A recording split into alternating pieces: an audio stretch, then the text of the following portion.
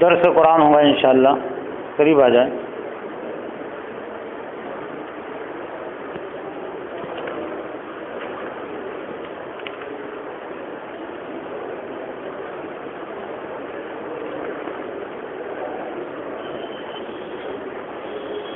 اعوذ باللہ من الشیطان الرجیم،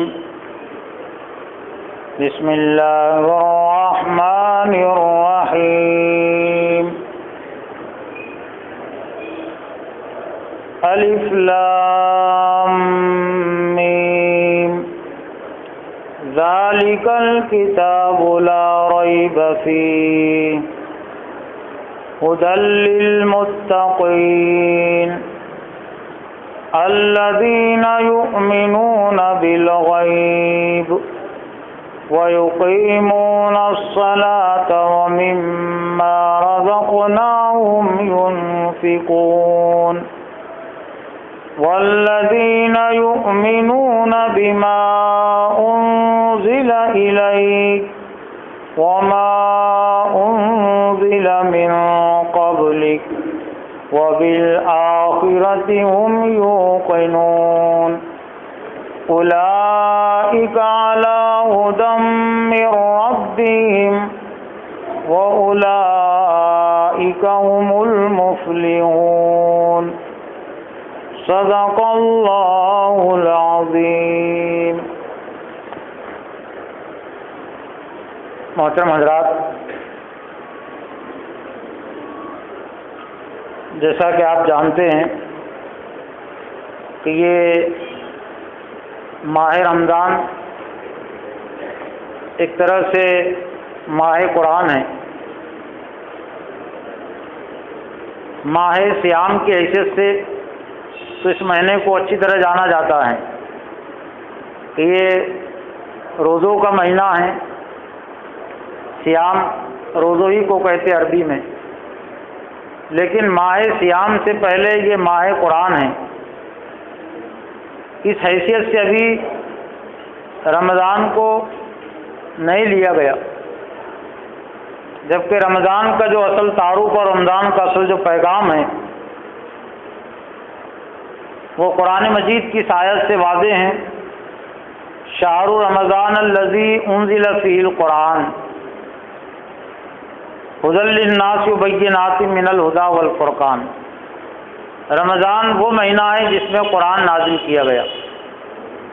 اب گویا کہ اس کا جو اصل تعارف ہے اور صحیح تعارف ہے یا اولین تعارف ہے وہ ہے نزول قرآن کی حیثیت سے، اور پھر بعد میں یہ بات کہی گئی کہ فمن شہید منکم الشہر فلیصمہ، جو کوئی اس مہینے کو پائے تو چاہیے کہ وہ روزے رکھے۔ لیکن پہلے بات جو کہی گئی تعارف کے طور پر کہ اس کی جو اصل شناخت ہے انزل فیہ القرآن، جس میں قرآن نازل کیا گیا، تو نزول قرآن کی مناسبت سے اس بات کی کوشش ہونی چاہیے کہ ماہ رمضان میں زیادہ سے زیادہ قرآن مجید کا درس ہو، بلکہ اس بات کی کوشش ہونی چاہیے کہ پورے قرآن مجید کا درس تفصیلی طور پر نہ صحیح لیکن سرسری طور سے، اجمالی طور سے تو ضرور لینا چاہیے، سورہ فاتحہ سے لے کر سورہ والناس تک۔ رمضان کے ذریعے سے جو اصل مقصود ہے وہ یہی ہے کہ امت مسلمہ اپنے آپ کو پہچانے اور امت مسلمہ کا تعارف پیش کرنے والی کتاب، بلکہ دین کا تعارف پیش کرنے والی کتاب وہ یہی اللہ کا کلام ہے۔ امت مسلمہ اگر اپنی ذمہ داریوں کو سمجھے تو وہ ذمہ داریاں بغیر قرآن مجید کے علم اور عمل کے پوری نہیں کی جا سکتی۔ کنتم خیر امۃ اخرجت للناس تأمرون بالمعروف وتنہون عن المنکر، کہ تم بہترین امت ہو اور تمہیں لوگوں کے لیے برپا کیا گیا۔ بھلائی کو حکم دیتے ہو اور برائی سے روکتے ہو۔ اب اس امت کی یہ شناخت ہے، خیر امت۔ ہم سے پہلے بھی ایک تھی جس کو افضل امت کہا گیا، فضلتکم علی العالمین، جس کا تعارف تھا، جس کو ہم بنی اسرائیل کے نام سے جانتے ہیں۔ یا بنی اسرائیل اذکروا نعمتی التی انعمت علیکم وانی فضلتکم علی العالمین، اے بنی اسرائیل میری نعمت کو یاد کرو جو میں نے تم پر انعام کی، اور وہ نعمت یہ ہے کہ میں نے دنیا والوں پر تم کو فضیلت عطا کی۔ لیکن اس امت نے اپنے مقام و مرتبے کو نہیں پہچانا، تو اللہ نے پھر اس امت کو معزول کر دیا، اور معزول کرنے کے بعد پھر اللہ نے امت مسلمہ کو اس مقام پر منتخب کیا۔ تب ایک طرح سے ہم منتخب شدہ امت ہے، ہمارا انتخاب ہو گیا، ہمارا چناؤ ہو گیا، ہمارا الیکشن ہو گیا۔ الیکشن کا لفظ، چناؤ کا لفظ آج جانا پہچانا ہے دنیا میں، اور الیکشن کی، چناؤ کی، انتخابات کی بڑی اہمیت ہے آج بھی۔ چھوٹے سے چھوٹے عہدے کے لیے لوگ ہزاروں لاکھوں روپے خرچ کرتے ہیں۔ محلے کے انتخاب میں کامیابی حاصل کرنے کے لیے وہ جی توڑ کوشش کرتے ہیں، رات بھی نہیں کر دیتے ہیں۔ مکان بیچنا پڑے مکان بیچ دیتے ہیں ٹکٹ حاصل کرنے کے لیے۔ اور اس سے بڑا کوئی الیکشن ہو، آمداری کا الیکشن، اور اس میں اگر یہ معلوم ہو جائے کہ تمہیں بلا مقابلہ منتخب قرار دیا جائے گا، شرط یہ ہے کہ 10 لاکھ روپئے تم دو، تو قرعہ ڈالنا پڑے گا۔ جبکہ وہ جو عہدہ ہیں وہ صرف 5 سالہ عہدہ ہیں، اور صرف ایک تعلقے کی حیثیت سے اس کی اہمیت ہے، تعلقے کی حیثیت سے اہمیت، اور 5 سالہ مدت طے اعلان کر دیا جائے کہ جو 5 لاکھ روپئے دے گا تو اس کو یہ آمدنی دے دی جائے گی، تو ہزاروں نمبر لگیں گے، ہزاروں لوگ لائن لگائیں گے کہ 10 لاکھ روپئے میں دینے کے لیے تیار ہوں۔ لیکن اللہ نے قیامت تک کے لیے ہمیں جو منتخب کیا، یہ تو صرف تعلقے کے لیے انتخاب ہوتا ہے، اور زیادہ سے زیادہ روڈوں کے دیکھ ریکھ کے لیے، نالیوں کی صفائی کے لیے اور دیگر کاموں کے لیے۔ لیکن اپنے دین کی سربلندی کے لیے، وہ دین جس کو اللہ نے پسند قرار دیا، ان الدین عند اللہ الاسلام، بے شک دین اللہ کے نزدیک وہ صرف اسلام ہے۔ ومن یبتغی غیر الاسلام دینا فلن یقبل منہ وہو فی الآخرۃ من الخاسرین، اور جو اس کے علاوہ کوئی دوسرا دین اختیار کرے گا تو ہرگز وہ قبول نہیں کیا جائے گا۔ اب اس لحاظ سے اگر ہم غور کریں تو اس دنیا کا سب سے بڑا عہدہ اور اس دنیا کی سب سے بڑی نعمت وہ دین اسلام کی نعمت کا مل جانا ہے۔ جب قرآن مجید کے نزول کا سلسلہ مکمل ہوا تو آخر میں جو آیت نازل ہوئی وہ آیت یہ تھی کہ الیوم اکملت لکم دینکم واتممت علیکم نعمتی ورضیت لکم الاسلام دینا، آج میں نے تمہارے لیے تمہارے دین کو، طریقہ زندگی کو مکمل کر دیا، ورضیت لکم الاسلام دینا، اور میں اس حیثیت سے راضی ہوں کہ تمہارے لیے دین اسلام ہو۔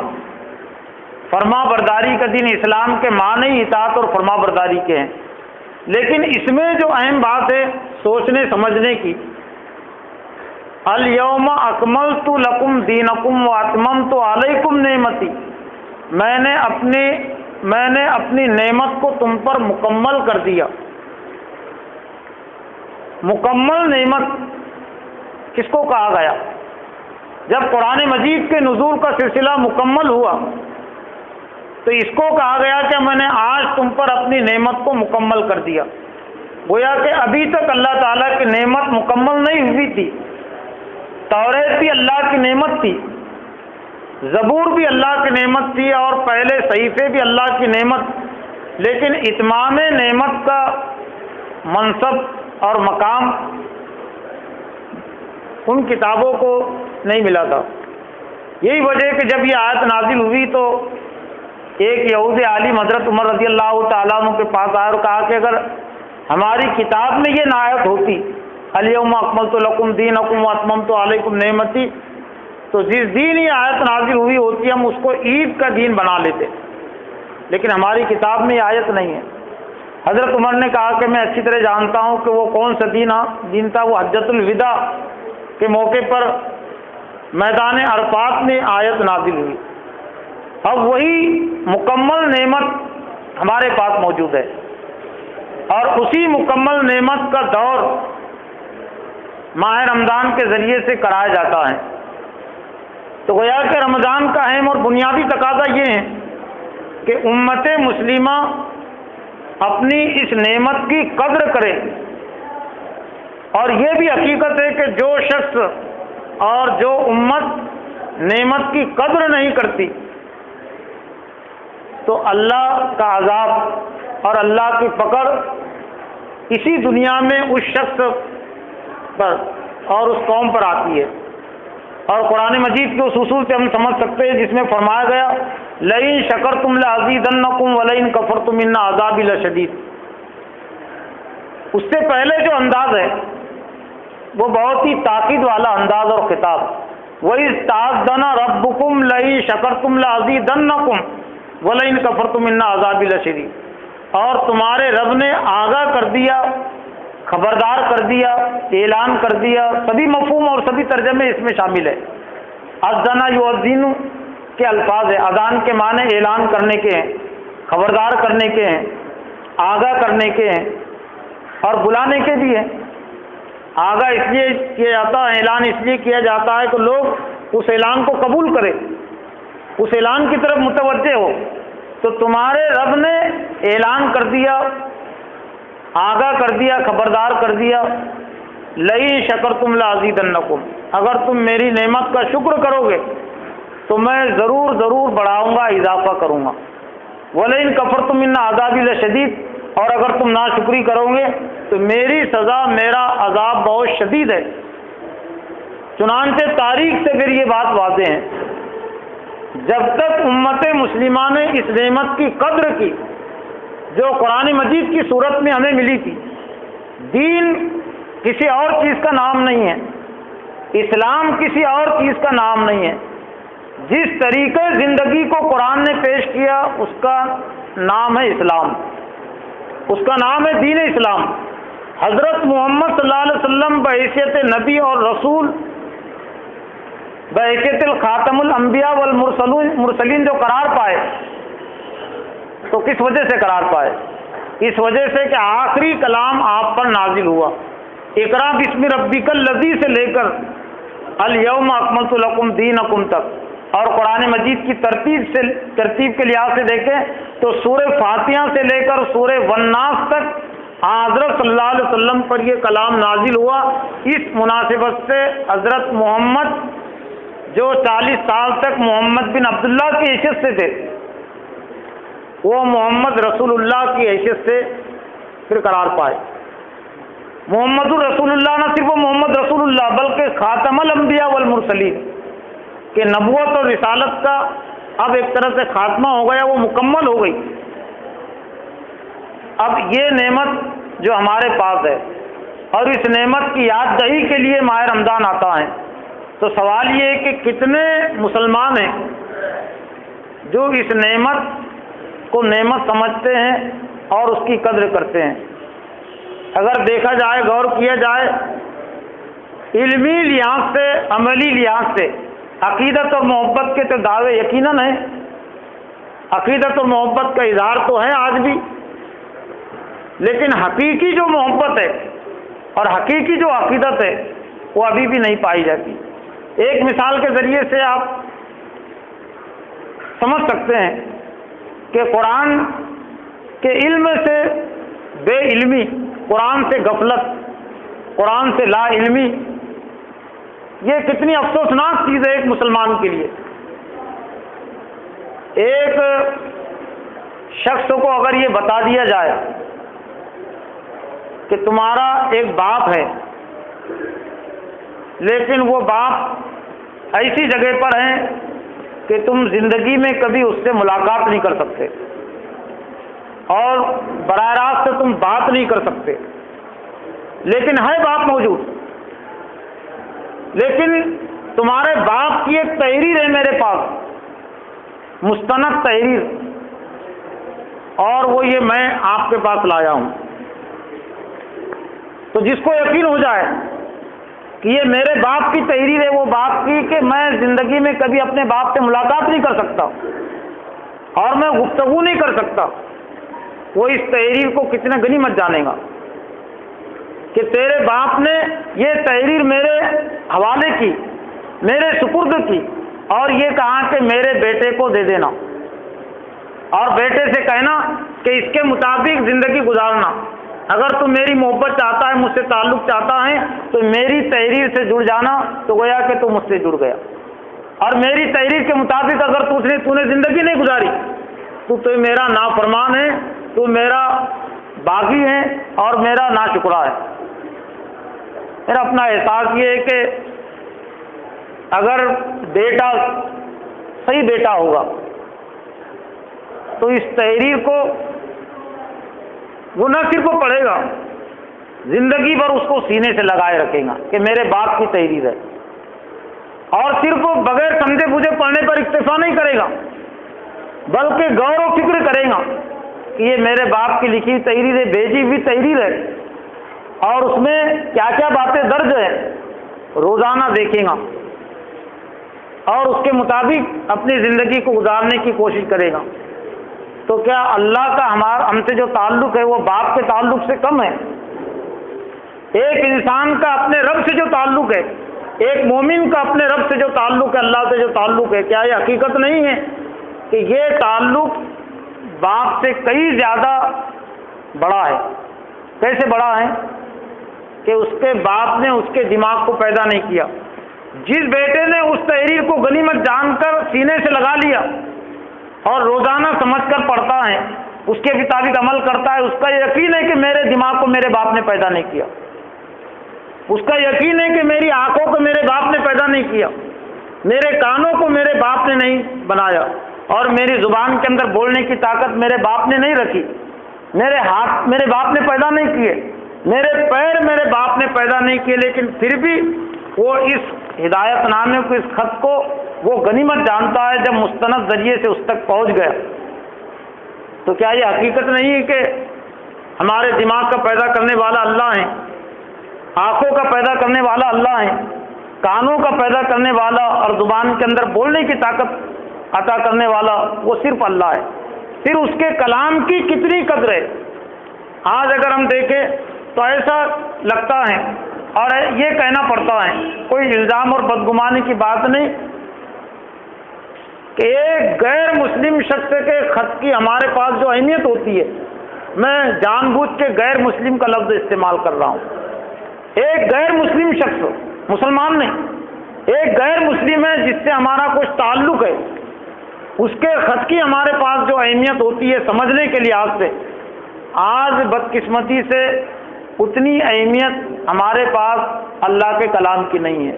وہ کیسی سرسری طور سے آپ سمجھیں گے تو آپ اس بات کو الزام پر محمول کریں گے، خام خواہ کی تنقید پر محمول کریں گے، لیکن حقیقی اور جائزے کے طور پر اگر آپ دیکھیں گے تو آپ کا ضمیر تسلیم کرے گا، آپ کا دل تسلیم کرے گا کہ ہے واقعتاً یہی طرز عمل ہے۔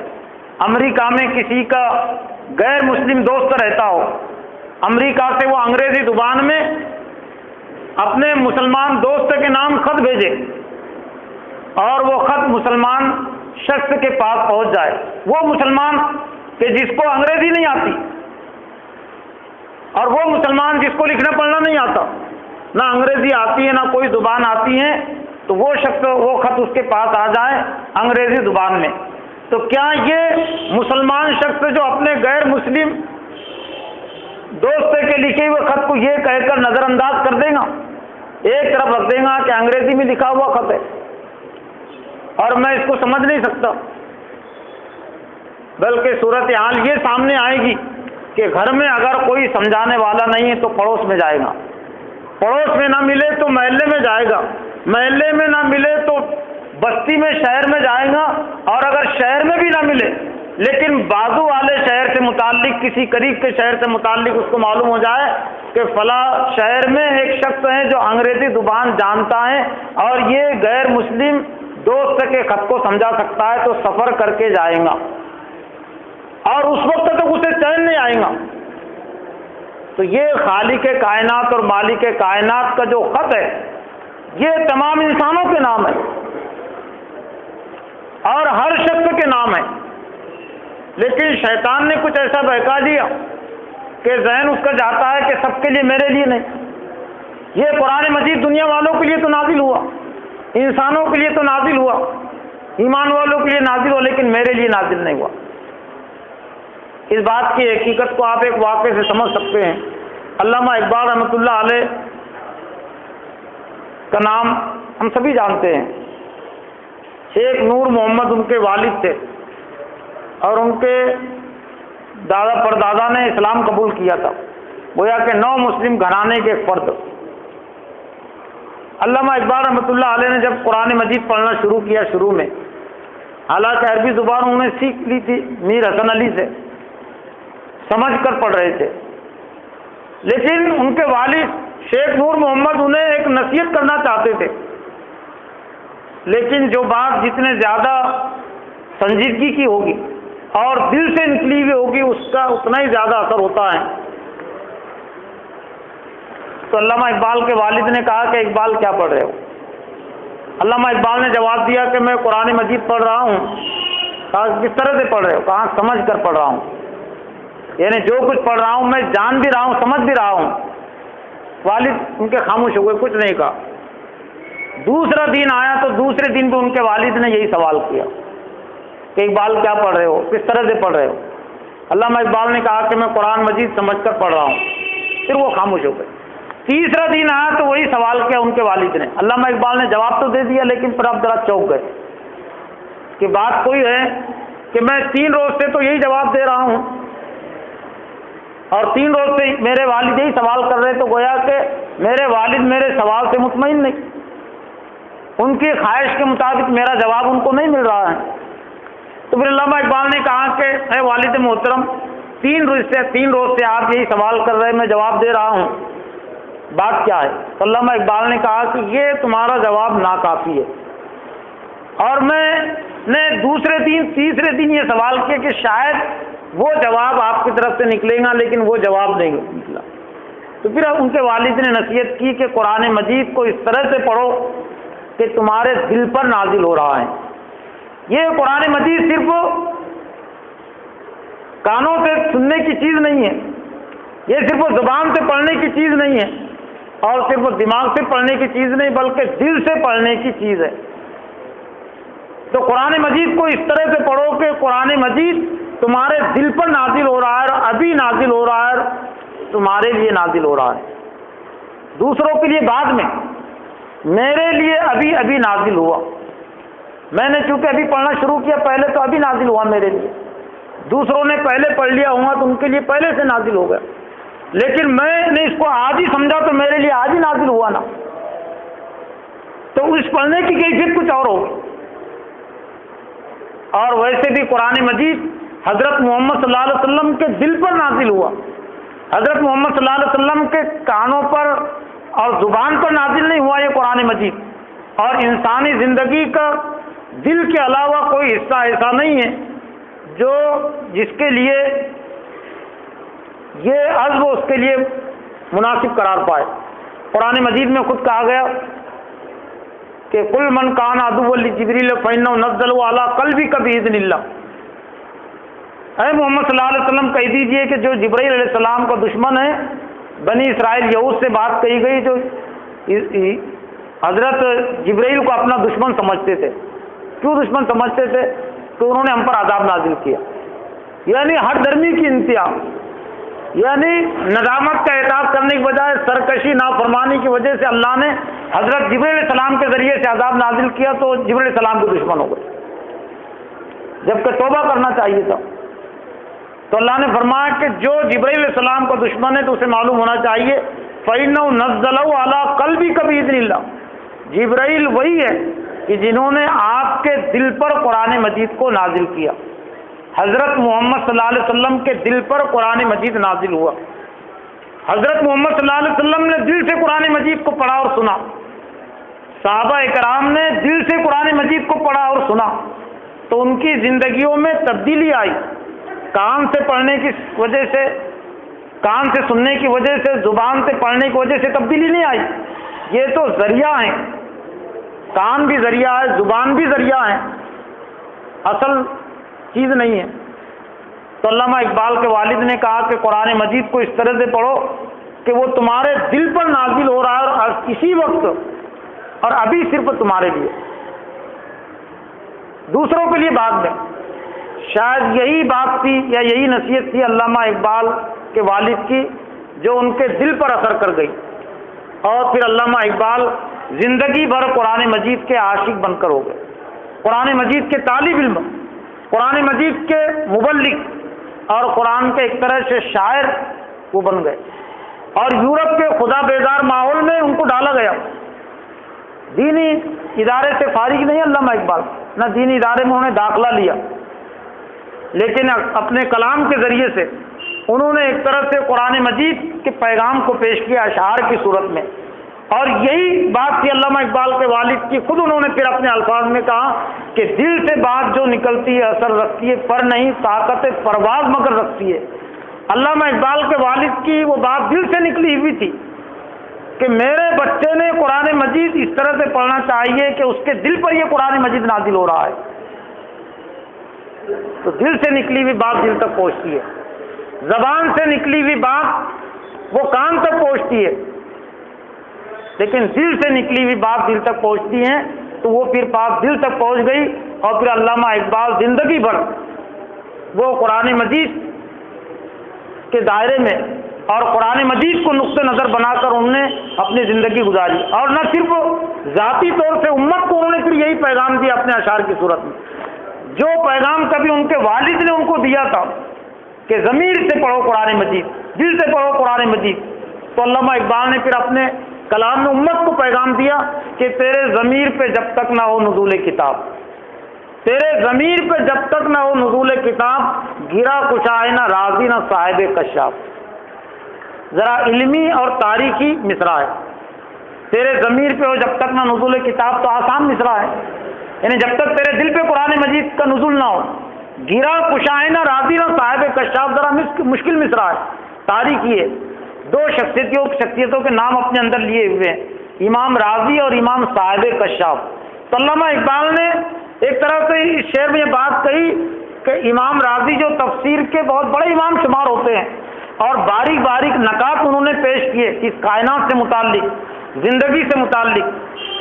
امام صاحب کشاف نے بھی قرآن مجید کی تفسیر کی اور باریک باریک نکات پیش کیے۔ تو علامہ اقبال نے امت مسلمہ کو ایک طرح سے پیغام دیا کہ گرا کشائے نہ راضی نہ صاحب کشاف، امام راضی پر، امام صاحب کشاف پر اگر گرا کھلی، گرا کہتے گاٹھ کو اور کشا کہتے کھلنے کو، اس کائنات کی اگر گاٹھ کھلی کہ کائنات کی حقیقت کیا ہے، انسان کی حقیقت کیا ہے، تو امام راضی نے، امام صاحب کشاف نے اپنے ضمیر پر، دل پر قرآن مجید کو نازل کیا تھا، تب ان کی زبان چلی اور تب ان کی آنکھوں نے صحیح دیکھا۔ ورنہ اگر یہ امام راضی اور امام صاحب کشاف اگر قرآن مجید کو دل سے نہیں پڑھتے، دل پر نازل نہیں کرتے، تو وہ تفسیریں نہیں کر سکتے تھے۔ اور دوسرا مفہوم علامہ اقبال نے اس مصرعے کے ذریعے سے یہ سمجھایا کہ اگر تم اپنے ضمیر پر قرآن مجید کو نازل نہ کرو تو چاہے پھر امام راضی کی تفسیریں پڑھ ڈالو، امام صاحب کشاف کی تم تفسیریں کھنگال کر ہی جاؤ، تو امام راضی کی تفسیریں بھی گرا نہیں کھول سکتی، صاحب کشاف کی تفسیریں بھی تمہاری زندگی کی گرا اور گاٹ نہیں کھول سکتی، کائنات کی گرا اور گاٹ نہیں کھول سکتی۔ تیرے ضمیر پہ جب تک نہ ہو نزول کتاب، گرا کشا ہے نہ راضی نہ صاحب کشاف۔ قرآن میں ہو غوتزن اے مرد مسلمان، اللہ کرے تجھ کو عطا جدت کردار۔ یہی پیغام لے کر ماہ رمضان آتا ہے، اور یہی پیغام سپرد کر کے وہ جاتا ہے، آتا بھی یہی قرآن مجید کا پیغام لے کر اور پھر روانہ ہوتا ہے۔ چنانچہ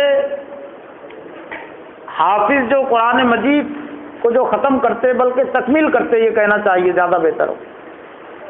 اور ان کو جو طریقہ بتایا گیا مدارس سے، وہ طریقہ کیا ہے؟ والناس پر وہ احترام نہیں کرتے. والناس پر تو قرآن مجید مکمل ہو رہا، لیکن تراویح کی جو آخری جو 2 رکعتیں ہیں، آپ اگر پڑھتے ہوں گے، اور یقیناً پڑھتے ہیں، لیکن کبھی توجہ ہوتی کبھی نہیں ہوتی. تو توجہ اگر ہے تو وہ آخر کی جو تراویح کی جو رکعت ہوتی ہے، وہ آخر کی 2 رکعتوں میں الف لام میم ذالک الکتاب لا ریب فیہ ھدی للمتقین، اور پھر ھم المفلحون پر عذاب عظیم پر جا کر وہ نماز ختم ہوتی ہے. والناس پر تراویح ختم نہیں ہو رہی، والناس پر قرآن مجید کو سلسلہ مکمل نہیں ہو رہا. حافظوں نے شروع کر دیا، آغاز کر دیا، اور اب تمام مقتدیوں کو پیغام دے دیا کہ اب یہ تو رمضان کا عمل تھا، اب یہاں سے ہم نے پڑھ کر تم کو سنا دیا، لیکن اب آگے پڑھنا تمہارا کام ہے. کیوں؟ اس لیے کہ رمضان، یہ قرآن صرف رمضان کے لیے نازل نہیں ہوا. رمضان میں اس کی خصوصی تعلیم تو دی جاتی ہے، خصوصی تربیت کرائی جاتی ہے، لیکن تربیت اس لیے کرائی جاتی ہے، تعلیم اس لیے دی جاتی ہے کہ رمضان کے علاوہ دنوں میں ہم کو اس کے پیغام پر عمل کرنا آسان ہو. یہ جو آیتیں آپ کے سامنے پڑھی گئی، آپ میں سے بہت سارے حضرات کو یہ آیت یاد بھی ہوں گی، چونکہ سورہ بقرہ کے پہلے رکوع کی آیت ہے، اور بہت سارے امام صاحب بھی پڑھتے ہیں اور بھی افراد پڑھتے ہیں. اس میں ایک طرح سے قرآن مجید کی عظمت ہے، اور اس کی ایک تاریخی حیثیت ہے، اور مقصد نزول قرآن، اور پھر متقین کی صفات، اور اس دعا کا جواب ہے جو دعا سورہ فاتحہ میں ہم نے کی. سورہ فاتحہ ختم ہوتی ہے صراط الذین انعمت علیہم غیر المغضوب علیہم ولا الضالین. ہم نے دعا کی، اے اللہ ہمیں ان لوگوں کا راستہ دکھا جن پر تو نے انعام کیا، اہدنا الصراط المستقیم، سیدھا راستہ. ان لوگوں کا راستہ جن پر تو نے انعام کیا، ان لوگوں کے راستے سے بچا جن پر تیرا غضب نازل ہوا. تو اللہ نے پھر اس دعا کا جواب دیا، الف لام میم ذالک الکتاب لا ریب فیہ ھدی للمتقین. دونوں میں گہرا تعلق. سورت ختم ہوئی، بات ختم نہیں ہوئی. سورت تو ہے سورہ فاتحہ، لیکن دونوں میں گہرا تعلق، سوال اور جواب کا تعلق. کہنے ایک نے مانگا اور دوسرے نے دیا، دینے اور لینے کا جو تعلق ہے. ٹھیک ہے، تم نے دعا کی مجھ سے سیدھے راستے پر چلنے کی، انعام یافتہ بندوں کے راستے پر چلنے کی، گمراہ لوگوں کے راستے سے بچنے کی، تو یہ تمہارا حق ہے،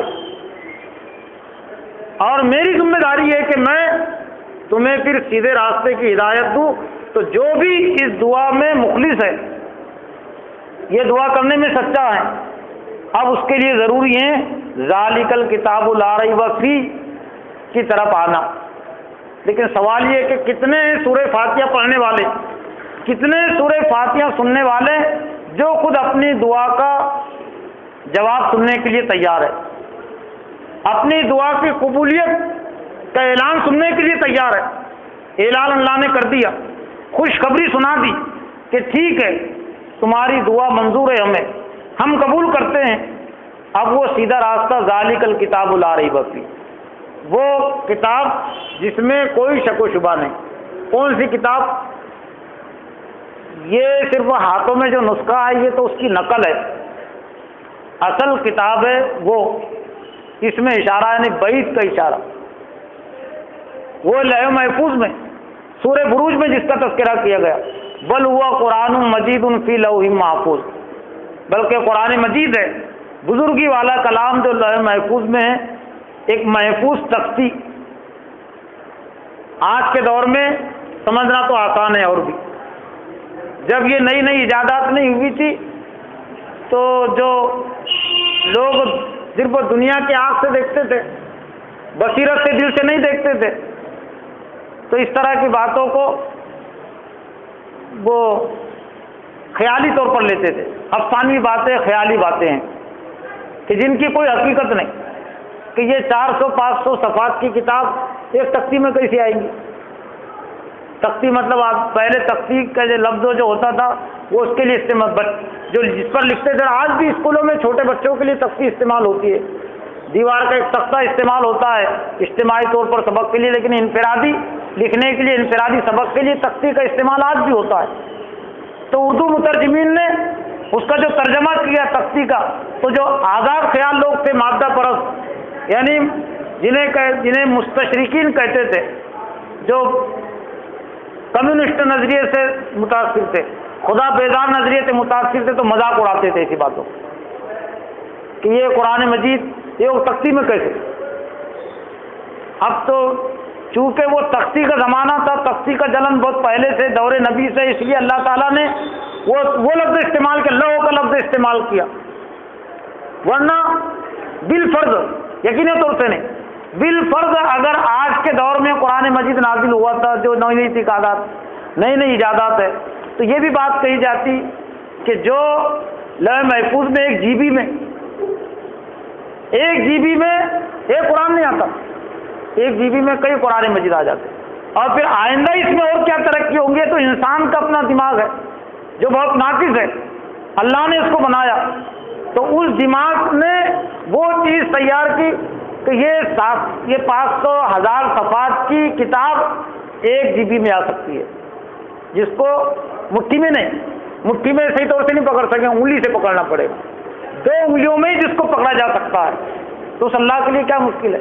تو بل ہوا قرآن مجید فی لوح محفوظ، یہ قرآن مجید ہے جو لوح محفوظ میں ہے، اور پھر وہاں سے یہ قرآن مجید نازل ہوا سلسلے وار 23 سال کی مدت میں حضرت محمد صلی اللہ علیہ وسلم پر۔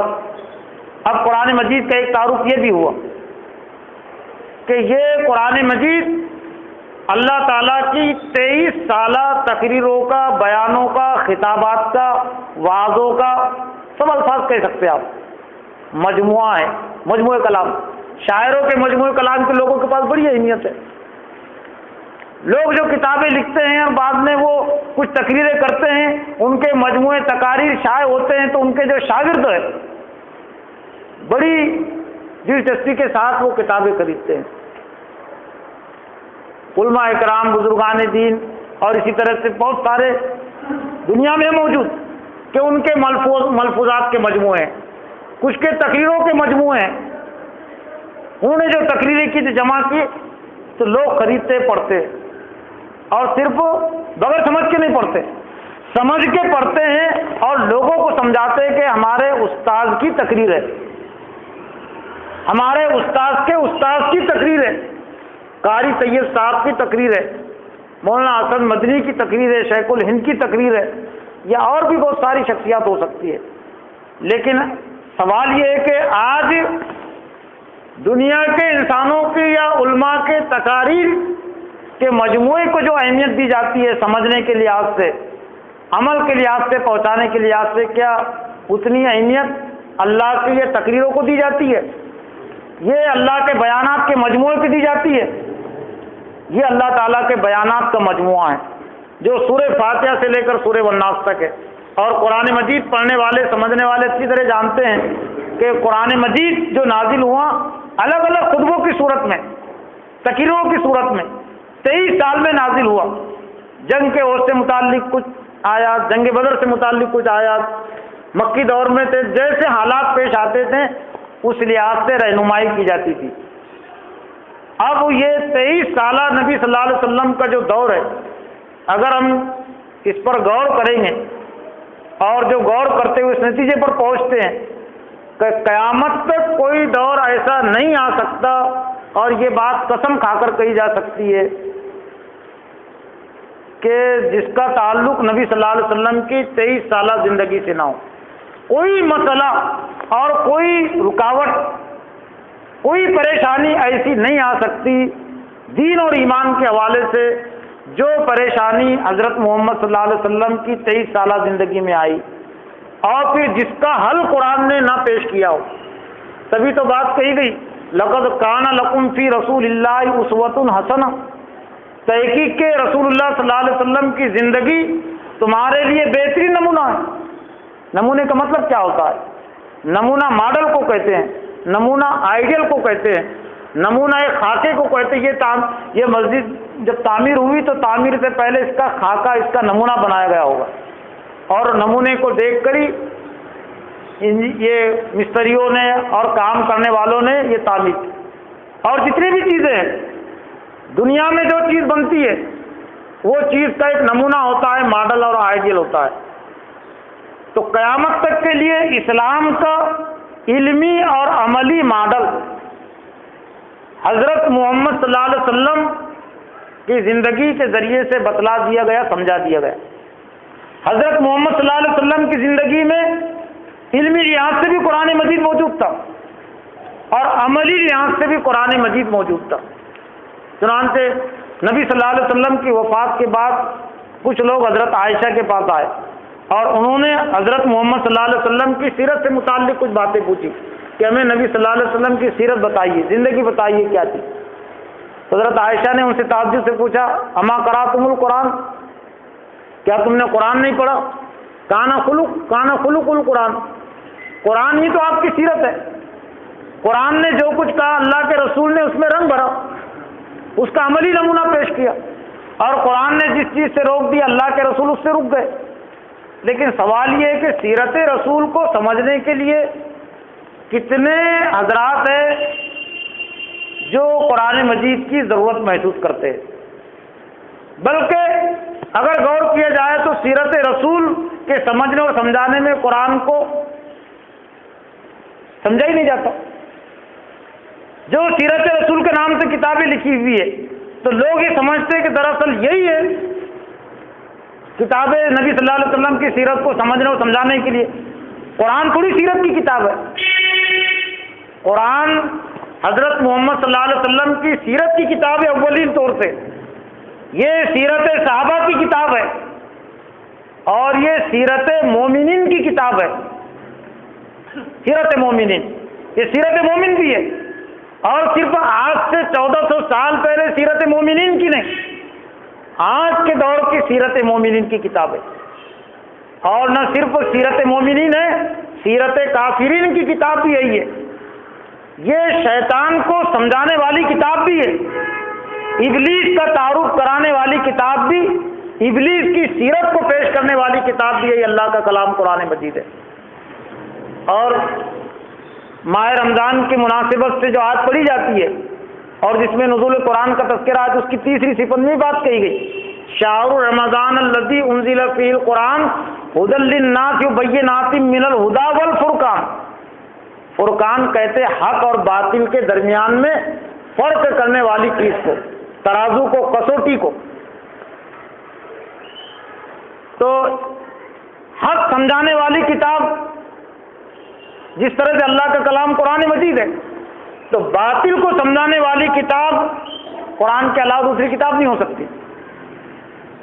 لیکن افسوس ہے کہ آج قرآن مجید کو اس حیثیت سے نہیں لیا جاتا کہ ابلیس کی اور ابلیسی سوچ کی ترجمانی کرنے والی کتاب، واضح کرنے والی کتاب، بتلانے والی کتاب بھی اللہ کا کلام قرآن مجید ہے۔ فرعونی سوچ کو سمجھانے والی کتاب، ابو جہل کی سوچ کو سمجھانے والی کتاب اور بچانے والی کتاب، نہ صرف فرعون کی سوچ کو سمجھانے والی بلکہ فرعون کے نقش قدم سے بچانے والی، قارون کی زندگی کو سمجھانے والی اور قارون کی زندگی سے بچانے والی، نافرمانوں کی زندگیوں کو سمجھانے والی کتاب بھی دراصل یہی اللہ کا کلام قرآن مجید ہے۔ اور جب تک قرآن مجید کو اس حیثیت سے پڑھا جاتا تھا کہ باطل بھی ہم کو قرآن مجید کے ذریعے سے معلوم ہوگا، صرف حق نہیں، تو دنیا میں مسلمان دوسروں کے قائد تھے، دوسری قومیں ان کے پیچھے چلتی تھی، اس لیے چلتی تھی کہ وہ قرآن سے سمجھتے تھے باطل کو، قرآن سے سمجھتے تھے حق کو۔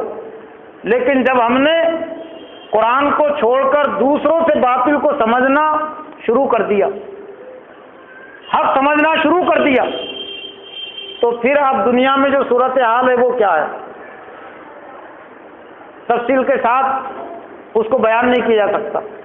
اس کو بیان کرنے کے لیے بہت بڑا دل گردہ چاہیے، یہ بہت بڑی بے غیرتی چاہیے کہ جن کے پاس پیشاب اور پاخانے کے اصول اور ضابطے نہیں، جن کی راتیں گزرتی ہے زناکاری میں، بدکاری میں، اور جن کے دن گزرتے ہیں شراب میں اور دوسروں کو قتل کرنے میں، آج مسلمان ایسے لوگوں کی رہنمائی میں چلنے کو فخر سمجھتے ہیں کہ ہمارے یہ قائد ہے اور ہمارے وہ قائد ہیں، ان کے اشاروں پر چلتے ہیں، جن کی زندگیاں برائیوں میں ڈوبی ہوئی ہیں، ظلم و ستم میں جن کی زندگیاں آج غرق ہے، ایسے مسلمانوں کے قائد بنے ہوئے ہیں اور کبھی دوسرے مسلمانوں کے پیچھے چلتے تھے۔ تو یہ صورت کیوں ہوئی؟ یہ صورت اس لیے ہوئی کہ ہم نے قرآن مجید کو پسے پشت ڈال دیا۔ دعائے ختم القرآن میں جو دعا پڑھی جاتی ہے، اگر قرآن مجید کا ناظر سے پڑھنے والا اور حافظ حضرات اس دعا ہی کو اگر سمجھ لے تو قرآن کی رہنمائی کے لیے دعا کافی ہو جائے۔ کیا دعا پڑھی جاتی ہے؟ اللہم آنس واشتی فی قبری، اے اللہ تعالیٰ، یہ دعا ختم القرآن ہے، یعنی قرآن مکمل ہونے کے بعد جو دعا پڑھی جاتی ہے، اے اللہ تعالیٰ میری قبر میں تو اس کو میرا مونس بنا، میرا غم گسار۔ لیکن جس نے زندگی میں جس نے قرآن مجید کو غم گسار نہیں سمجھا، اپنا مونس نہیں سمجھا، بلکہ اپنی لیے زحمت سمجھا، تو کیا قبر میں قرآن مجید آئے گا؟ فطری چیز ہے، سمجھ میں آنے والی بات ہے کہ قبر میں انہی کے لیے قرآن مجید وحشت سے بچنے کا ذریعہ ہو سکتا ہے جنہوں نے قرآن کے ذریعے سے سکون حاصل کیا ہوگا، قرآن کی تعلیمات کو پڑھ کر جن کو سکون ملا ہوگا، قرآن کے راستے پر چل کر جنہوں نے سکون محسوس کیا ہوگا، لیکن قرآن کے راستے کو جنہوں نے اپنے لیے زحمت سمجھا ہوگا، تو کیا ان کو سکون ملے گا اس قرآن کے ذریعے سے؟ اللہم ارحمنی بالقرآن، اے اللہ تعالیٰ مجھ پر رحم کر قرآن کے ذریعے سے، قرآن کے ذریعے سے مجھ پر رحم کر۔ اب گویا کہ ذریعے رحمت وہ کیا ہے؟ اللہ کا کلام قرآن مجید۔ یہ رمضان کے مہینے کو جو رحمت کا، مغفرت کا اور دوزخ سے چھٹکارے کا جو سبب قرار دیا گیا، اور 3 طرح سے اس کا تعارف پیش کیا گیا، پہلا عشرہ رحمت کا، دوسرا مغفرت کا، اور تیسرا آگ سے بچنے کا، تو وہ کس مناسبت سے کہا گیا؟ وہ چونکہ اس مہینے میں قرآن مجید کا نزول جڑا ہوا ہے، تو قرآن مجید میں رحمت کا بھی پہلو ہے، مغفرت کا بھی پہلو ہے، اور عذاب سے خلاصی کا، نجات کا بھی پہلو ہے۔ لیکن جس نے وہ رحمت حاصل ہی نہیں کی، قرآن مجید کی جو فکر سے نہیں جڑا، تو اس کو کہاں رحمت ملے گی؟ اللہم ارحمنی بالقرآن العظیم واجعلہ لی اماما و نورا، اور اس کو میرے لیے امام بنا، لیڈر بنا، پیشوا بنا، میرا سربراہ بنا، میرا فرما روا بنا۔ اصل امام امت مسلمہ کا وہ ہے قرآن، اور یہی دعا ہم کرتے ہیں۔ پہلی جو کتابیں پہلی قوموں کو دی گئی تھی، ان کے لیے بھی جو الفاظ استعمال ہوئے ہیں، سورہ بنی اسرائیل کے پہلے رکوع میں تورات سے متعلق کہا گیا کہ ہم نے اس کو بنی اسرائیل کے لیے امام بنایا تھا۔ امام کہتے ہیں رہنما کو، یہ نماز پڑھانے والے کو بھی امام اس لیے کہتے ہیں کہ ہم اس کے پیچھے ہوتے ہیں، وہ ہمارے آگے ہوتا ہے، وہ جیسا کرتا ہے ہم ویسا کرتے ہیں، وہ قیام کرتا ہم قیام کرتے، رکوع کرتا ہے رکوع کرتے ہیں، سجدے میں جاتا ہے سجدہ کرتے، سلام پھرتا ہم سلام پھرتے ہیں، اس لیے وہ ہمارا امام ہے۔ تو یہاں دعا کیا کر رہا ہر قرآن مجید کا پڑھنے والا، اور دعا کہ اس کو کیا کرنی چاہیے؟ وَاجْعَلْهُ لِي إِمَامًا وَنُورًا۔ اب ہم دعا کر رہے ہیں، لیکن یہ قول و فعل میں تضاد ہے یا یکسانیت ہے؟ ہم تو دعا کر رہے کہ تو قرآن کو میرے لیے اپنا رہنما بنا دے، لیڈر بنا دے، لیکن پھر میدان عمل میں، میدان زندگی میں رہنما اور لیڈر کون بنے ہوئے ہیں؟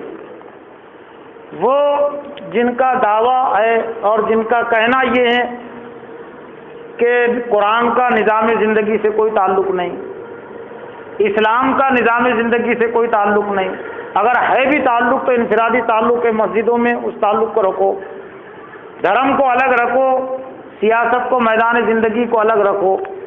جو یہ بات شرع صدر کے ساتھ کہتے ہیں اور زور دے کر کہتے ہیں، وہ ہیں ان لوگوں کے لیڈر رہنما جو یہ دعا کرتے ہیں، اور جو ہر نماز کی ہر رکعت میں ان لوگوں کے راستے پر لعنت اور ملامت بھیجتے ہیں، غیر المغضوب علیہم ولا الضالین، ان لوگوں کے راستے پر مت چلا جن پر تیرا غضب اور غصہ نازل ہوا۔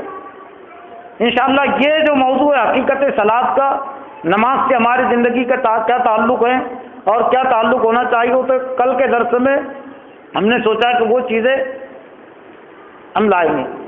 حقیقت صلاۃ اس کو آپ کہہ سکتے ہیں، پیغام صلاۃ اس کو بھی آپ کہہ سکتے ہیں، لیکن یہ تو آج کے درس کی مناسبت سے یہ حقیقت قرآن اور پیغام قرآن اور تمام باتیں بیان نہیں کی جا سکتی، لیکن جو باتیں ضروری ہیں اور ان باتوں کو اگر ہم نے اختیار کر لیا تو پورے قرآن کے پیغام کو سمجھنا آسان ہو جائے۔ تو ہم جو دعا کر رہے ہیں تو ہماری دعا کا ہم کو لحاظ اور خیال ہونا چاہیے۔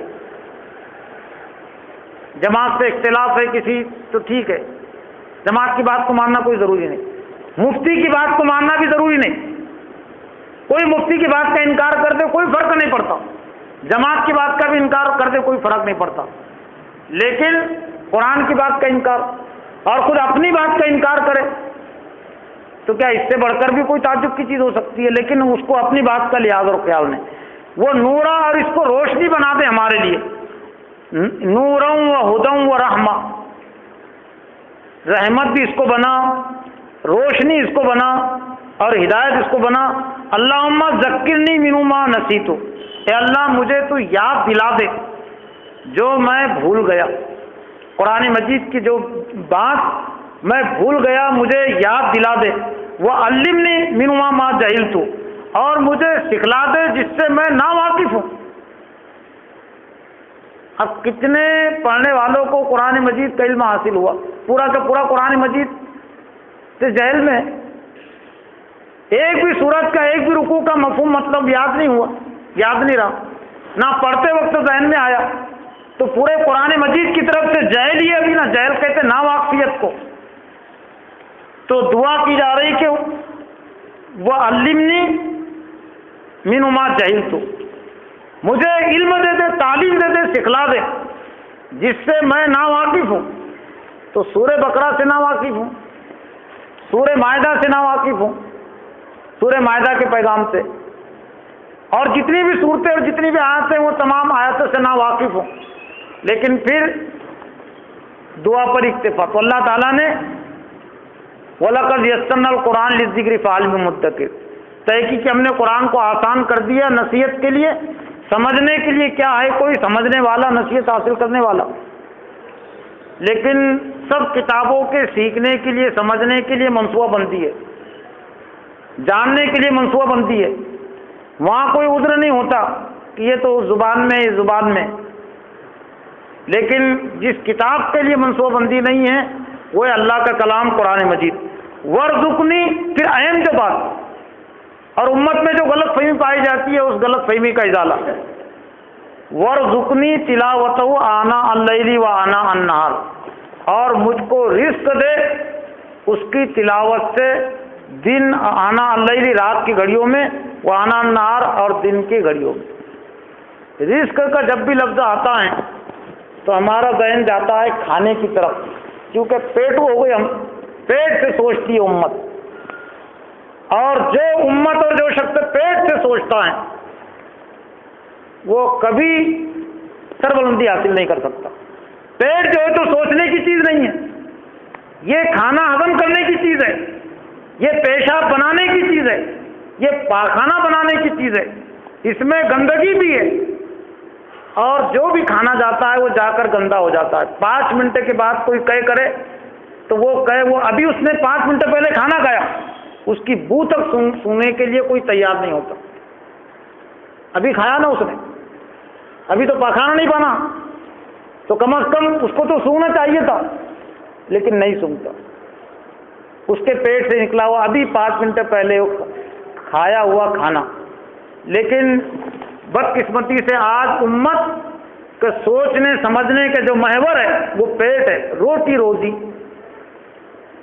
معاشی زندگی، یہ دماغ بنایا اللہ نے سوچنے کے لیے، یہ سینے میں دل رکھا فیصلہ کرنے کے لیے جب تک دل اور دماغ کام کرتے تھے امت کے تو یہ دل اور دماغ نے ان کو دنیا کا قائد بنایا تھا، اور جب سے امت نے پیٹ کو اپنا سربراہ بنا لیا، اپنا امیر بنا لیا، تو گندگی میں لے جا کر ڈال دیا پیٹ نے۔ جس طرح سے وہ پیٹ پاکیزہ کھانے کو 5 گھنٹے کے بعد گندا کر دیتا ہے، تو پوری امت کو یہ پیٹ نے گندا کر دیا، اور اس وقت تک ہم گندگی سے نہیں نکل سکتے، ذلت سے نہیں نکل سکتے جب کہ ہم پیٹ کو صرف کھانے کے ہضم کرنے کے لیے استعمال نہیں کرتے، سوچنے کے لیے، منصوبہ بندی کے لیے وہ دل اور دماغ۔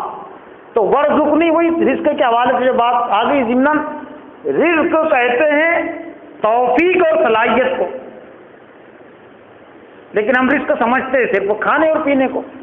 ورزق، کوئی تلاوت کے ذریعے سے پیٹ نہیں بھرتا، کوئی قرآن مجید کی اوراق نہیں کھاتا اور اس کی بھوک نہیں مٹتی، لیکن پھر کیوں بات کہی گئی ورزقنی تلاوت وانا اللیل وانا النہار، اور مجھ کو رزق عطا کر اس کی تلاوت سے، اس کے پڑھنے سے، سمجھنے سے، رات اور دن کی گھڑیوں میں۔ وہ توفیق، ہم توفیق مانگتے ہیں، اور توفیق انہی کو ملتی ہے جو توفیق لینا چاہتے ہیں، ہدایت انہی کو ملتی ہے جو ہدایت لینا چاہتے ہیں۔ وہ عادی الیہ من ینیب، اللہ انہی کو ہدایت دیتا ہے جو اس کی طرف متوجہ ہوتے ہیں۔ اور یہ اس اصول میں آتی ہے بات، فاذکرونی اذکرکم واشکروا لی ولا تکفرون، تم مجھے یاد کرو میں تمہیں یاد کروں گا۔ لیکن یہ بات تو سمجھ میں آتی ہم کو کہ اللہ نے ہمیں یاد رکھنا، اللہ نے ہماری مدد کرنا، لیکن اللہ نے اس سے پہلے تقاضا کیا فاذکرونی، مجھ کو یاد رکھو۔ مجھ کو یاد رکھنے کا مطلب یہ ہے کہ میرا حکموں کو سمجھو، میری مرضی کو جانو، میں کیا چاہتا ہوں کیا نہیں چاہتا، اس کو کہتے ہیں ذکر۔ تو میں تمہارا ذکر کروں گا، لیکن ذکر کا بھی وہی مفہوم لے لیا گیا، ورد کا نام، وظیفے کا نام ذکر رکھ لیا گیا۔ ذکر کے معنی یاد دہی کے، نصیحت کے، اور اصل ذکر کا سر چشمہ ہے اللہ کا کلام قرآن مجید، انا نحن نزلنا الذکر و انا لہ لحافظون، کہ ہم نے اس ذکر کو نازل کیا اور ہم ہی اس کے محافظ ہیں۔ وَاجْعَلْهُ لِي حُجَّةً یا رب العالمین، اور آخر جہاں پر یہ دعا ختم ہو رہی ہے، اور اللہ تو اسے حجت اور دلیل بنا دے، اے رب العالمین میرے لیے اس کو دلیل اور حجت بنا دے۔ آخرت میں حجت اور دلیل بنے گا اللہ کا کلام قرآن مجید۔ القرآن حجت لک او علیک، قرآن یا تو تمہارے لیے حجت اور دلیل ہے، تمہارے حق میں وکیل ہے، یا تمہارے خلاف وکیل ہوں گا۔ جس نے قرآن مجید کی تعلیمات کو اختیار کیا ہوگا، قرآن اس کی طرف سے آخرت میں وکالت کرے گا، اس کو کچھ کرنے کی ضرورت نہیں پڑے گی۔ جس طرح سے دنیا میں مقدمے لڑتے لوگ کورٹ میں پہنچتے ہیں، تو جو موکل ہوتا ہے، جو فریق ہوتا ہے، تو بازو کھڑا رہتا ہے، اصل اس کا وکیل مقدمہ لڑتا ہے، وکیل دلیلیں دیتا ہے۔ تو جس کا قرآن وکیل ہو جائے جس کے حق میں، تو کیا وہ مقدمہ ہار سکتا ہے؟ اس لیے کہ اللہ، یہ قرآن ہے کون؟ یہ اللہ کا کلام ہے، یہ اللہ کی طرف سے نائب ہے، اللہ کی رسی ہے، وہ اللہ کی رسی اور اللہ کا کلام ہمارے حق میں وکالت کرے گا، تو اس کے کامیاب ہونا لازمی ہے۔ لیکن یہ بھی کہا گیا کہ او علیہ، یا تمہارے خلاف حجت ہوگا، تمہارے خلاف وکالت کرے گا۔ دنیا میں دیکھ لیجئے مقدمے لڑتے لوگ تو اچھے سے اچھے وکیل کی تلاش کرتے ہیں کہ کوئی دوسرا وکیل اس پر بھاری نہ ہو جائے، دوسرا وکیل اگر بھاری ہو گیا تو میں مقدمہ ہار جاؤں گا، میرے مخالف وکیل اگر زیادہ ماہر ہے، زیادہ قابل ہے، تو میں مقدمہ ہار جاؤں گا۔ تو کیا قرآن مجید جس کے خلاف وکیل ہو جائے تو اس کا آخرت میں جیتنا کوئی امکان ہے؟ اس کا کوئی امکان نہیں۔ اور پھر رمضانی سے متعلق یہ بات بھی کہی گئی، القرآن والصیام یشفعان للعبد، قرآن اور روزے بندے کے لیے سفارش کریں گے۔ یقول قرآن انا منعت النوم باللیل ویقول الصوم منعت الطعام بالشہوات، روزہ کہے گا کہ میں نے اس کو دن میں کھانے پینے سے روک کے رکھا، اور قرآن کہے گا کہ میں نے اس کو رات میں سونے سے روک کے رکھا، فشفینی فیہ، اس کے حق میں میری سفارش قبول فرما۔ حدیث میں یہ بھی ہے کہ فیشفعانی، دونوں کی سفارش قبول کی جائے گی۔ صرف 2 عمل ایسے ہیں جن کی سفارش کی قبولیت کی ضمانت دی گئی، انبیاء کی سفارش کی قبولیت کی ضمانت نہیں دی گئی، جس کے حق میں یہ کہا گیا کہ اللہ جس کی سفارش چاہے گا قبول کرے گا، جس کی چاہے گا نہیں کرے گا۔ انبیاء انہی کے حق میں سفارش کریں گے جن کے حق میں اللہ کی طرف سے اجازت ہوگی، لیکن سفارش کے بعد بھی اللہ جس کی چاہے گا سفارش قبول کرے گا، جس کی چاہے گا نہیں کرے گا۔ لیکن صرف روزہ ایسا ہے اور صرف قرآن ایسا ہے کہ جن کی سفارش کی قبولیت کی ضمانت دی گئی کہ فیشفعانی، یہ دونوں کی سفارش قبول کی جائے گی۔ لیکن دونوں ہمارے حق میں کب سفارشی بنیں گے؟ دنیا میں بھی سمجھ لیجیے آپ کہ ایک شخص ہے جو آپ کے حکموں کی حکم عدولی کرتا ہے، آپ کی بات کو نہیں مانتا، اور اس کا تقاضا یہ ہے کہ میرا فلاں سے جھگڑا ہو گیا، مقدمہ ہو گیا، میری سفارش کر دیجیے، تو کیا وہ سفارش کرے گا؟ بلکہ وہ طاق میں رہے گا کہ نہیں، اس کے خلاف جتنا مجھے موقع مل سکتا ہے اس کے خلاف بولے گا، اس کے خلاف سفارش کرے گا۔ جو اس کی زندگی بھر تو قرآن مجید کی جو زندگی بھر مخالفت کرتے رہا، اس کی تعلیمات کو پس پشت ڈالتے رہا، تو کیا قرآن مجید اس کے حق میں سفارش کرے گا؟ نہیں، اس کے خلاف سفارش کرے گا کہ اللہ اس کو عذاب نازل کرے۔ اسی لیے صرف یہی بات نہیں، حضرت محمد صلی اللہ علیہ وسلم کے ایک مقدمے کا بھی تذکرہ ہے قرآن مجید میں، وقال الرسول یا ربی ان قوم اتخذوا هذا القرآن مہجورا، اور رسول کہیں گے اے میرے رب ان قوم اتخذوا هذا القرآن مہجورا، میری قوم نے قرآن کو چھوڑ دیا تھا۔ مہجور کا ترجمہ ہے ہجرت کا لفظ اسی سے بنا ہے۔ ہجرت کے معنی صرف گھر بار کو چھوڑ دینا نہیں، نافرمانی کو چھوڑ دینا، نافرمانی سے بچنا، اس کو بھی کہتے ہیں ہجرت۔ پھر مفسرین نے بات نہیں کی قرآن کا مہجور کسے کہتے کہ قرآن کہے گا کہ اے میرے رب، اس قوم نے قرآن کو چھوڑ دیا تھا، تو اسے پکڑ۔ قرآن کو چھوڑنے میں قرآن کو نہیں سمجھنا بھی ہے، قرآن کو چھوڑنے میں قرآن پر عمل نہیں کرنا بھی ہے، اور قرآن کو چھوڑنے میں قرآن کے پیغام کو دوسروں تک پہنچانا بھی ہے، اور قرآن کو چھوڑنے میں قرآن کے پیغام کو دنیا میں غالب نہیں کرنے کی جدوجہد بھی ہے۔ یہ سب کے سب قرآن مجید کو چھوڑنے میں۔ اصل قرآن مجید، اصل تبلیغ جسے کہتے ہیں، وہ تبلیغ بھی کیا ہے؟ قرآن مجید میں کہا گیا یا ایھا الرسول بلغ ما انزل الیک من ربک وان لم تفعل فما بلغت رسالتہ واللہ یعصمک من الناس۔ اے رسول صلی اللہ علیہ وسلم، تبلیغ کر دیجئے جو آپ کی طرف نازل کیا گیا۔ تبلیغ کا لفظ آج ہمارے لیے جانا پہچانا ہے، لیکن اصل تبلیغ کیا ہے؟ قرآن میں کس کو تبلیغ کہا گیا؟ بلغ ما انزل الیک، پہنچا دیجئے، تبلیغ کر دیجئے جو آپ کی طرف نازل کیا گیا۔ وَإِن لَّمْ تَفْعَلْ، اور اگر آپ نے ایسا نہیں کیا، قرآن کی تبلیغ نہیں کی، فَمَا بَلَّغْتَ رِسَالَتَهُ، تو آپ نے رسالت ہی کو نہیں پہنچایا، رسالت کی آپ نے تبلیغ نہیں کی۔ تو اصل تبلیغ وہ قرآن مجید کی تعلیمات کی تبلیغ ہے، اس کو پہنچانا ہے، لیکن وہی پہنچائے گا جس نے اپنے آپ تک قرآن مجید کو پہنچایا، جس نے اپنے آپ پر قرآن مجید کی تبلیغ کی، وہی دوسروں تک اس کی تبلیغ کرے گا۔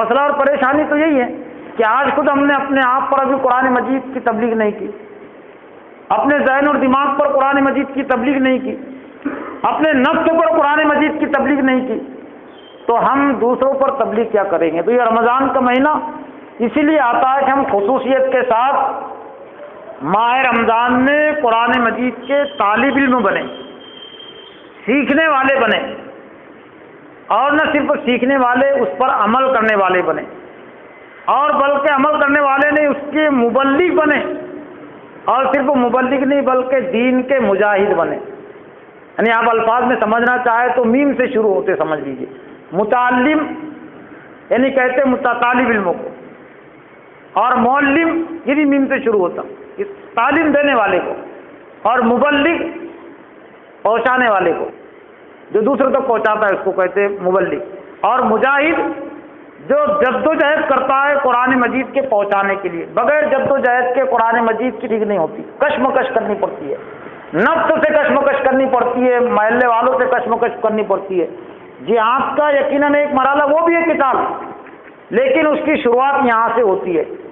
لیکن آج ہر چیز کے لیے جہاد کے لیے امت تیار ہے. بارات کے سفر میں سینکڑوں لوگ گئے, کسی نے بارات میں جانا بند نہیں کیا. باپ مر گیا کار میں, بیٹے نے کار میں سفر کرنا بند نہیں کیا. یوتمیل اور پوسد کے راستے پر ہزاروں ایکسیڈنٹ ہو گئے آج تک, اور ہزاروں لوگ مر گئے. کسی نے پوسد اور یوتمیل کے راستے پر سے سفر بند نہیں کیا. کیوں؟ جہاد زندگانی ہے. جہاد زندگانی ہے. زندگانی کا جہاد کرنا ضروری ہے. نوکری کا جہاد ضروری ہے. کمائی کا جہاد ضروری ہے. کوئی اگر کسی کو یہ کہے کسی بیٹے کو کہ تمہارا باپ کار میں مر گیا, کیا تم کو عقل اور ہوش نہیں کہ تم بھی کبھی مر سکتے ہو کار میں؟ کار میں کیوں جا رہے؟ نیچے سے اوپر تک دیکھیں گا. کیا تمہاری کوئی عقل نہیں؟ کیا باپ کے مرنے کی وجہ سے کار میں بیٹھنا بند کر دیں گے؟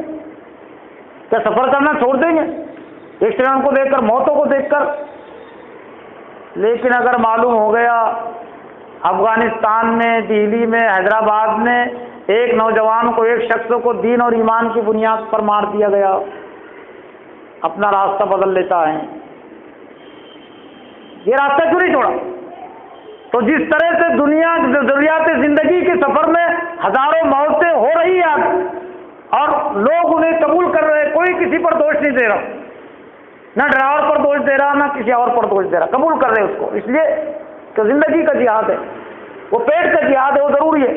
لیکن یہ کہے تو ادھار کا معاملہ ہے, اس کے لیے کیوں جان و مال کی قربانی, اور اس کے لیے کیوں مرنے اور مارنے کی بات؟ تو معلوم ہو گیا کہ کہیں اور اس دین کی بنیاد پر کسی اور کو پکڑ لیا گیا, کسی اور کو بلیک لسٹ میں داخل کر دیا گیا, تو وہ دعوت دین کا راستہ, دین کی جد و جہد کا راستہ وہ چھوڑ دیتا ہے. سب سے عظیم تر راستہ ہے دین اسلام کی دعوت کا راستہ. اور جس طرح سے وہ سفر کے ساتھ خطرات لگے ہوئے, تو اس سفر کے ساتھ بھی خطرات لگے ہوئے, لیکن وہ خطرات جو لگے ہوئے اس پر کوئی بشارت نہیں, کوئی شہادت کی ضمانت اور گارنٹی نہیں. ایکسیڈنٹ میں مر گیا تو کوئی گارنٹی نہیں شہید ہونے کی, جنت پہ جانے کی کوئی گارنٹی نہیں. لیکن یہ سفر میں اگر کسی کا ایکسیڈنٹ ہوتا ہے, میں ایکسیڈنٹ کا لفظ سمجھانے کے لیے استعمال کر رہا ہوں, ورنہ ہے وہ شہادت کی بات. اس میں کسی کا ایکسیڈنٹ ہوتا ہے دعوت دین کے, تعلیم دین کے اور غلبہ دین کے سفر میں, تو اس پر جنت کی بشارت ہے. اور یہاں تک کہ وَلَا تَقُولُوا لِمَنْ يُقْتَلُ فِي سَبِيلِ اللَّهِ أَمْوَاتٌ بَلْ أَحْيَاءٌ وَلَٰكِن لَّا تَشْعُرُونَ.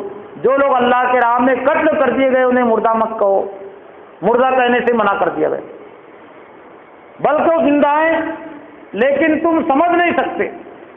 میرا اپنا احساس یہ ہے کہ یہ بارات کے سفر میں, تجارت کے سفر میں, ضروریات زندگی کے سفر میں جتنے لوگ مر رہے ہیں, ان میں سے 10% بھی لوگ اس کے لیے تیار ہو جائے کہ میں دعوت دین کا سفر کروں گا, میں غلبہ دین کا سفر کروں گا, میں تعلیم دین کا سفر کروں گا, چاہے میری موت ہو جائے, میرے لڑکے کی موت ہو جائے, تو ہندوستان میں چند سالوں میں اسلامی انقلاب آ جائے گا. لیکن 10% بھی موتوں کو گوارا کرنے کے لیے تیار نہیں, اور ہزاروں موتیں ہو رہی ہیں, حادثات میں بھی ہو رہی ہیں اور بڑی بڑی بیماریوں میں بھی ہو رہی ہے, اور وہ سب صبر کر رہے, سب گوارا کر رہے. صبر جسے کہتے ہیں وہ صبر اسی چیز کا نام ہے کہ دین اور ایمان کی خاطر جو مصیبت اور پریشانی آتی ہے, چاہے اپنے مال کے ضائع ہونے کی ہو, جان کے ضائع ہونے کی ہو, یا باپ کے جدا ہونے کی ہو, یا بیٹے کے شہید ہونے کی ہو اس راستے میں, تو اس پر صبر کرو. اور یہ مہینہ وہی پیغام لے کر آتا ہے, وہ شہر الصبر والصبر ثواب الجنہ. یہ صبر کا مہینہ ہے, قوت برداشت کا مہینہ ہے, اور صبر کا صلہ اور بدلہ جنت ہے. تو محترم حضرات, ضرورت اس بات کی کہ رمضان کا مہینہ جو ہمارے پاس آیا, اب اس نے ایک عظیم پیغام لایا, عظیم نعمت لایا, اس نعمت کو ہم قبول کریں. استقبال اسی کا نام ہے.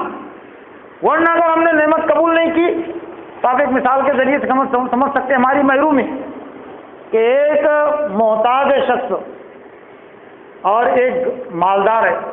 اب وہ مالدار شخص محتاج کو کچھ دینا چاہتا ہے, لیکن وہ پیٹھ دکھا رہا ہے، وہ قبول کرنے کے لیے تیار نہیں، وہ آگے جا رہا ہے پیٹھ پھیر کر کہ مجھے نہیں چاہیے، تو وہ مالدار اس سے ناراض ہوگا یا خوش ہوگا؟ مالدار ناراض ہوگا۔ کیوں ناراض ہوگا؟ اس نے قبول کیوں نہیں کیا؟ یہ ضرورت مند ہے، یہ بھوکا ہے، میں اسے دینا چاہتا ہوں، لینے کے لیے تیار نہیں۔ تو رمضان کے مہینے نے قرآن کا پیغام لایا، اور ہم قرآن کے محتاج ہیں، ہم قرآن کے پیاسے ہیں، اور پھر بھی اگر ہم نے اس پیغام کو قبول نہیں کیا تو پھر رمضان کی ناقدری کی سزا ہم کو ملے گی۔ رمضان ناراض ہوگا مطلب اللہ ناراض ہوگا، اور پھر اس زمرے میں ہماری زندگی آ جائیں گی، وَلَئِن كَفَرْتُمْ إِنَّ عَذَابِي لَشَدِيدٌ، اگر تم نے ناشکری کی تو میری سزا بہت شدید ہے، میرا عذاب۔ اس لیے قرآن رمضان کا یہ تعارف بھی ضروری ہے، جمعہ میں نے تذکرہ کیا۔ عام طور سے ابھی ایک ہی تعارف رمضان کا مسلمانوں کو ہے، رحمت کا مہینہ ہے، برکت کا مہینہ ہے، اجر ثواب کے کمانے کا مہینہ ہے، لیکن زحمت کا بھی مہینہ ہے، اللہ کے غضب اور عذاب کا مہینہ ہے۔ یہ تعارف ابھی امت میں نہیں کرایا گیا، اور ہے اس کے تعارف میں یہ بات بھی ہے کہ من ادرک رمضان ولم یکفر بعد من ادرک رمضان ولم یکفر، ہلاک اور برباد ہو جائے وہ شخص جو رمضان کا مہینہ پائے اور پھر بھی اس کی مغفرت نہ ہو۔ اور کفارے کے سلسلے میں جو اصول ہے اس کو سامنے رکھ کر ہم سمجھ سکتے ہیں کہ رمضان کس نوعیت کا مہینہ ہے۔ اگر رمضان کا روزہ رکھ کر اگر کوئی جان بوجھ کر توڑ دے تو جیسا کہ مسلمانوں میں تعارف رحمت کا مہینہ ہے، برکت کا مہینہ ہے، تو پھر تو معاف کر دینا چاہیے تھا نا اللہ نے۔ رمضان میں روزہ رکھ کر توڑ دیا تو چونکہ رحمت کا مہینہ ہے، جنت کا دروازہ کھلا رہتا ہے، دوزخ کا دروازہ بند رہتا ہے، تو پھر اس کی پکڑ کیوں؟ لیکن صرف پکڑ نہیں، 60 روزے رکھو لگاتار، ایک روزے 2 روزے سے 50 روزے سے کام نہیں چلے گا، اور صرف چھوڑ پکڑ کر رکھنے سے بھی کام نہیں چلے گا۔ اس کا کفارہ بتایا گیا 60 روزے بلا ناغہ، مطلب یہ کہ 58 روزے رکھا اور بیچ میں سلسلہ توڑ دیا، پھر نئے سلسلے سے شروع کرے۔ کیوں؟ رمضان کی توہین اس نے کیوں کی؟ رمضان کی حرمت کو پامال کیوں کیا؟ تو یہ بھی احساس کرنے کے لیے احساس دلانے کی ضرورت ہے کہ صرف نیکیوں کا اجر ثواب نہیں بڑھتا، گناہوں کا وبال بھی بڑھ جاتا ہے۔ اور اسی اصول سے گویا کہ 60 تو ہو گئے نا، ایک کے بدلے میں 60 کی قضا کرنی پڑے تو 60 گنا وبال ہو گیا نا۔ اور یہ صرف رمضان کی حد تک ہے، رمضان کے علاوہ دن میں کوئی روزہ رکھ کر توڑ دے تو اس کے ذمے نہیں ہے 60 روزے، یہاں تک کہ رمضان کے روزے کی قضا کرتے ہوئے اگر توڑ دے کوئی تو بھی اس کے ذمے نہیں ہے۔ کیوں؟ اس لیے کہ رمضان میں نہیں ہے، اور یہ رمضان میں اس نے یہ کام کیا، اس لیے اس کا عذاب بڑھ گیا۔ تو اللہ کے غضب اور عذاب کا بھی مہینہ ہے۔ اگر ہم نے اس کی ذرا سی بھی ناقدری کی، ایک فرض چھوڑا تو 60 فرض کے چھوڑنے کا گناہ ملے گا۔ یہ بات تو ہم پڑھتے سنتے ہیں، مزے لے کر بیان کرتے، واعظ دین بھی سننے والے سنتے کہ نفل کام کرے گا کوئی فرض کے برابر اجر ثواب ملے گا، لیکن یہ نہیں بولتے کوئی سنت چھوڑے گا، چھوٹا گناہ کرے گا تو بڑا گناہ کے برابر اجر گناہ ملے گا۔ کس نے سنت چھوڑ دیا تو گویا کہ فرض کو اس نے چھوڑ دیا، اور چھوٹا گناہ کا کام کیا تو گویا کہ نتیجے کے لحاظ سے بڑا گناہ کا کام اس نے کیا۔ تو محترم حضرات، ضرورت اس بات کی کہ اللہ تعالیٰ نے جو ہمیں نعمت عطا کی ماہ رمضان کی صورت میں اور یہ قرآن کی صورت میں، ہم اس کی قدر کریں۔ اس کی قدر یہی ہے کہ قرآن مجید کو ہم خود بھی سمجھیں، اپنی زندگی میں داخل کریں، دوسروں تک پہنچانے کی توفیق عطا کوشش کریں۔ وآخر دعوانا الحمدللہ رب العالمین۔